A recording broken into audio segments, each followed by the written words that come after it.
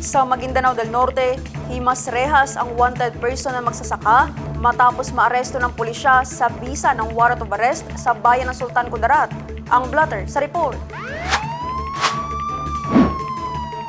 Kinilalang narestong sospek na si alias Aratok, 44 years old, may asawa at isang magsasaka.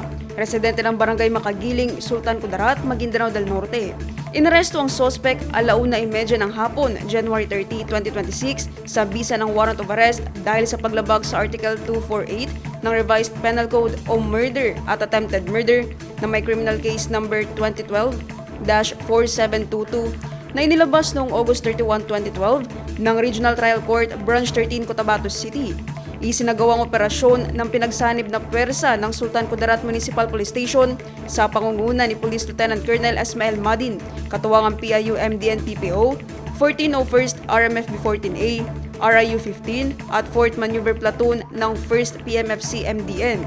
Ang narestong wanted person ay kasalukuyang nasa kustodiya ng Sultan Kudarat MPS para sa wastong dokumentasyon at kaukulang disposisyon.